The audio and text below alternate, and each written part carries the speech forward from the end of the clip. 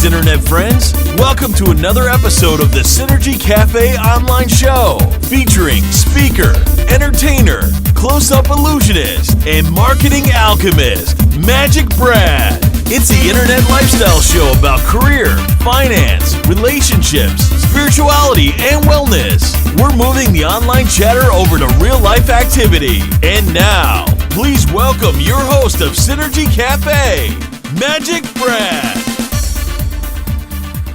Hey Internet friend, this is Magic Brad with SynergyCafe and the Synergy Collaborative, and I'm here on the Internet again with another guest for today. I've done two today, and this is my second, and his name is Jack, and I can't pronounce it. Boyajian. Boyajian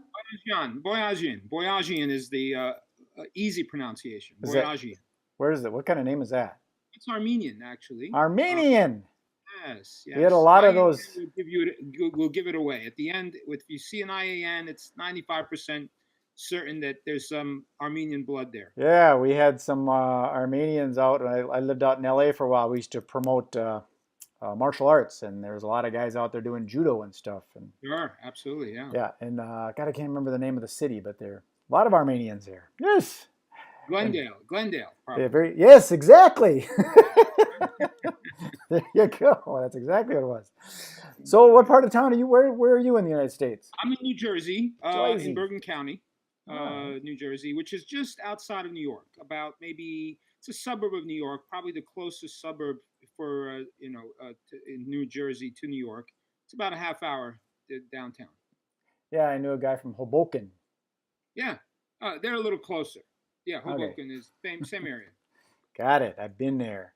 So you're married, you got kids, you got a big old family. What do you got? I do. I have 4 children, married very happily, and one of my sons works with me on. He's actually one of the co-founders of Invest and Funflix, which we'll talk about today. And the others are either just getting out of school or is still in college. So how long have you lived in New Jersey? Oh, I've been here since I'm an immigrant from Beirut. I'm a Christian my family ended up in Beirut because of all the migration that happened after the Turkish genocide.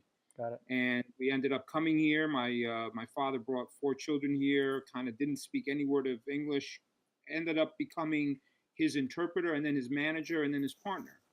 And by the time I was 18, I was running 3 businesses, scholarship to the Wharton School of Finance, because I happened to also be a good student. And so that ended up kind of putting me into a track with real estate. I came out of there, didn't want to do the typical route coming out of Wharton, and I became an entrepreneur, kind of like our current president, and in real estate particularly, and then started developing properties, and eventually went back and got my law degree as well. So now you're in the financial realm of things, aren't you? Yes. That's what I started to read. Blending kind of all of the skill sets and those individuals around me to take advantage of what I think really is the most extraordinary change in our market in terms of capital formation, Brad, since going back, I guess, to 1933. Yeah, I read some of this stuff on. You got a thing called Funflix, and then what popped out when I saw it was this crowdfunding, and that's the whole. It's amazing what the internet has done. I mean, it's pretty amazing that someone can just plug a little thing in there. Now they're no longer a customer; they're a merchant because they can swipe a card. And there's people that have jobs as cab drivers because they have a cab and an app. It's fascinating. Absolutely. So they're doing that with money too. It's in interesting times we live in, right? That's what the Chinese tell you is the best thing you can think of, or maybe the worst. Yeah. The reality is that the ability to raise money for various projects has really changed a lot. Right. Now today you can use the internet to communicate your special projects to the world and invite people to join you in advancing those projects. So we started with Invest, which is a real estate based funding platform. It's our own. We don't subscribe. It's not like one of these subscription models, which a lot of people who are doing crowdfunding or trying to anyway are subscribing to these various platforms, and they rely on these platforms to kind of bring in the properties bring in the investors. But the other problem with that scenario is that they don't vet the projects. So those platforms don't necessarily have anything to do with looking at the deal and saying, hey, is this safe? Is this good? Is this something, that someone should invest in? So that's a big difference with us. We do that. We vet every project, both in terms of real estate, which is the invest.com site, and then Funflix, which is the kind of using the same platform, but raising money for films and other entertainment projects. Okay. Yeah, that's I know it's important to work with somebody else, because I've been doing this internet marketing thing, and the way people describe it is you just join this system and you push a button and it works. But that's not the case with crowdfunding, especially when someone's, I don't know if I want to invest anything in this. I don't know what it is. So it's good to talk with someone like yourself that can explain. Now, you said something about movies and films. That's something to invest in? I mean, it makes sense. You know what? It's one of the most profitable sectors. It's just kind of elite people who do invest in there. The studios have dominated that space, and really, the artists who have a great film to make are relying on their families and friends to kind of help them raise money independently of the studios. So there's a big gap between those who are just kind of doing their small little projects for $50,000 and the studios who are really taking on deals that are, they're underwriting $20-30 million projects or more. There's a big gap, and most of the films only should cost $2 to $4 million or $5 million to make a good quality film today, a Hollywood quality film. And so the only way to raise that is through what's called the private sector, where people would put together these private memorandums. And there's this small little group in the country and in the world where they get these memorandums and they say, yeah, I like that. I'll invest $100,000. I'll invest $200,000. And if you don't get to those people, you don't make your film. So here comes Funflix. Now we are able to introduce these films to the entire world, literally. And you can invest as little as $10,000, $5,000, I think our projects are right now. And you could be part of this group that funds a major movie production. That's cool. So, yeah, absolutely cool. And you know what? These guys have been making 3-4 times their money all this time. If you invest in films and it's a decent film, you're going to double your money, and sometimes you're going to quadruple it. On that investment thing, years ago I invested in a Funny Bone comedy club here in Minneapolis and didn't make much money, but I had a really good time. I leveraged it for my own, like I used to do magic, so I used to invite event planners there. And I leveraged that opportunity to be involved with that. So even if a person invested in a film that didn't quite make their money back, they could possibly, just by saying I'm invested in this thing, there's a lot of pride and fun that you could have out of doing stuff like that. Absolutely. There's a lot of advantages that are not monetary based, but I'll tell you though, even on the money side, they get the way we're structured. We're not going to be stuck with the Hollywood accounting structure, where a lot of the money is siphoned out of a movie before investors get their money. You know what I'm talking about? Oh, right? I was out there. It's amazing how amazing, right? The money that they spend. It's like a different reality, right? It is. They used to pay off the homeless guys to just get out of the picture. There's a lot of money gets spent out there. So the great thing about Funflix is if you're invested in a film, you're the first to get paid after the cost of the film, which is not the studio cost. It's like the real cost, because these are not studio made. I mean, they're studio based, but we go out. Our producers actually have real expense numbers, not the inflated ones. So the likelihood of the investor getting paid back and getting paid back with a profit is much higher than if you invested in a studio-made film.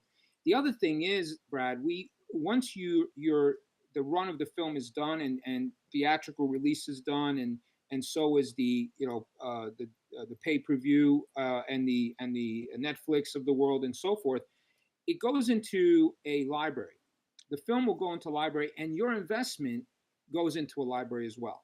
So your investment is converted into an investment in the library.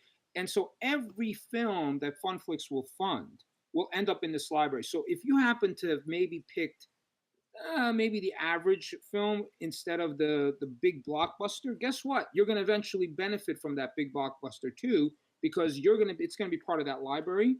and you're going to be paid out of the library proceeds as well, because there's a lot of residual value in those films and in the entertainment products. So this is fascinating because I do a lot of these interviews and I meet people from all over the place, and it's fun finding these different things. 'Cause I never thought about investing in the film industry, and now you kind of made it fairly easy for a person to do it. But you got some like guidelines and things that maybe certain people are who can invest in this.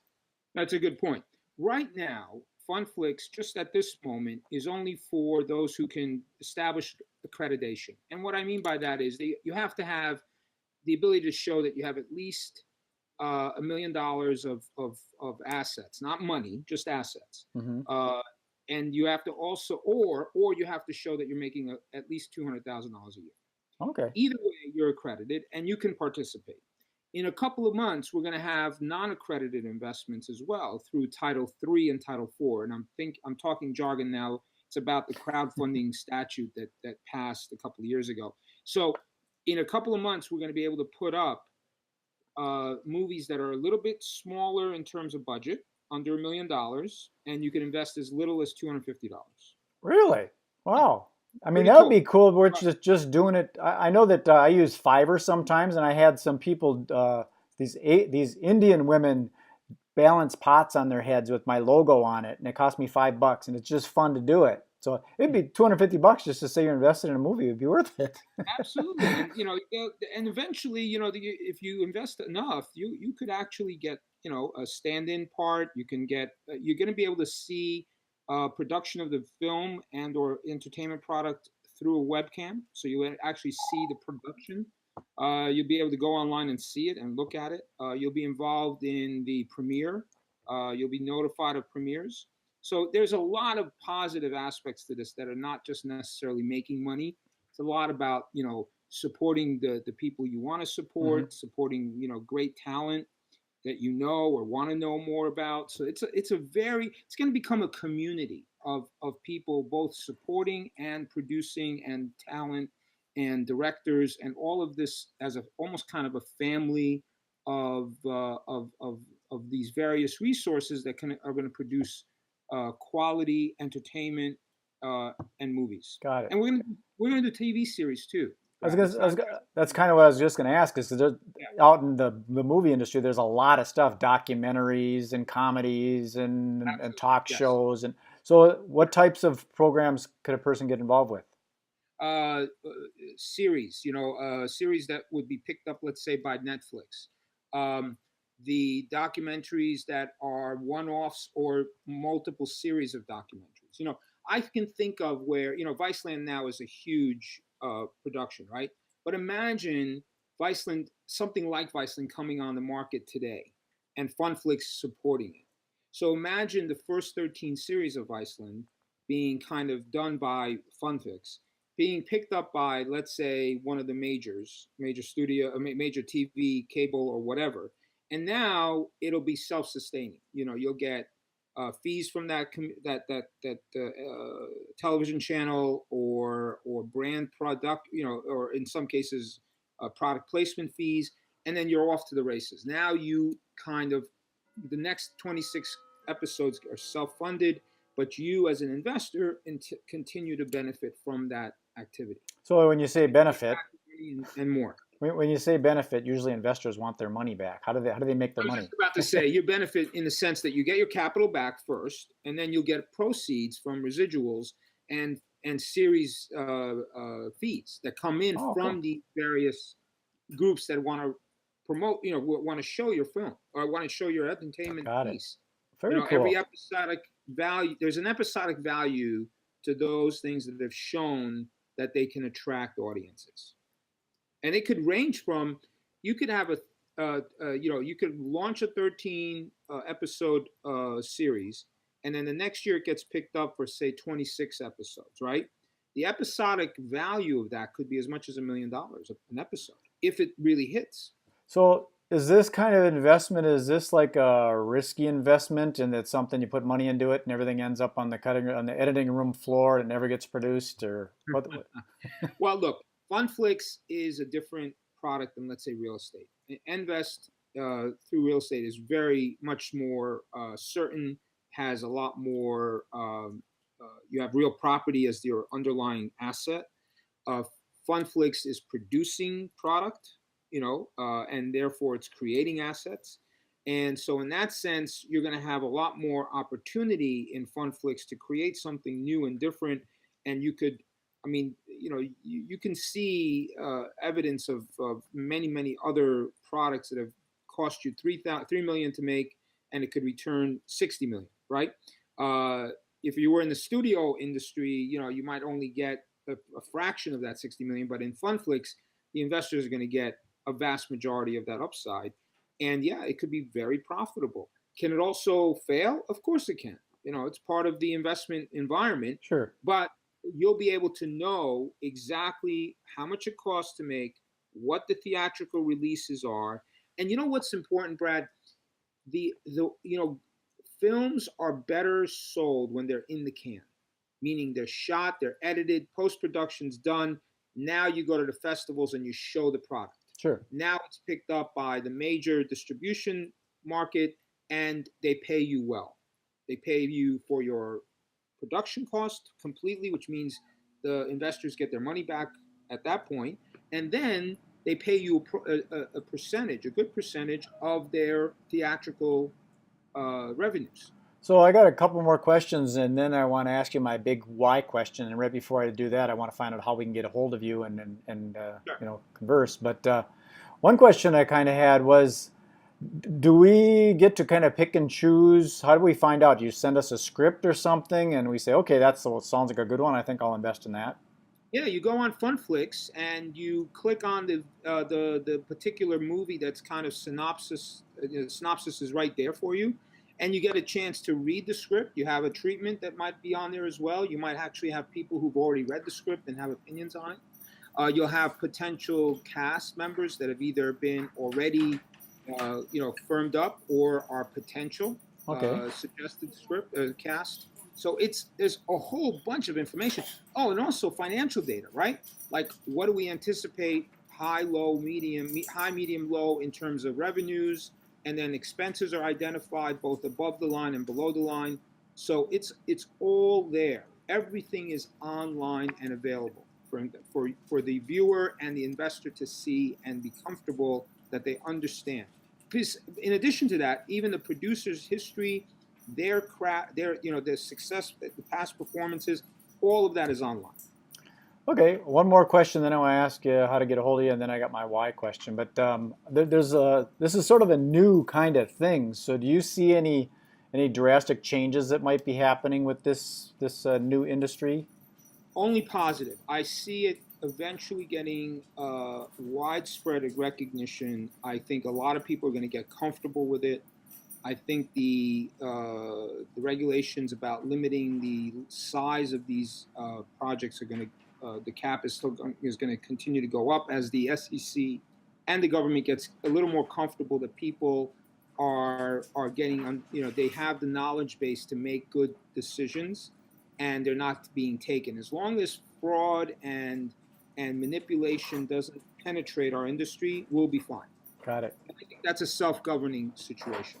We all have to be respectful of the investor, and we need to be very clear that we're there for them as much as we are for the projects, right? Sure. So the projects and the investors have to always have a good sense of communication, and that's our responsibility. Got it. Well, this is very cool. So can you share how to get a hold of you? Then I want to ask my favorite big why question. So how do we find you? Sure. What website? Yeah, you can reach me at jack@envest or jack@funflix.com. I'm the only Jack here, so that's good. But really go online and look at our projects and what we're offering, both envest.com, endvest.com, or Funflix, FUNDFLIX.com. That's the real estate and the film and entertainment, respectively. And if you have any questions, let us know. We're here to help you. And you see a phone number there. You can also call us. Okay, well, here's my big why question. Why is it that you're doing this? Why aren't you like a resort owner? Or why aren't you still in real estate? Or why aren't you like a yoga instructor? Yeah, sure. I'm still doing real estate. I love real estate. It's in my blood. I used to be in the film industry. We used to buy some properties and then repackage them.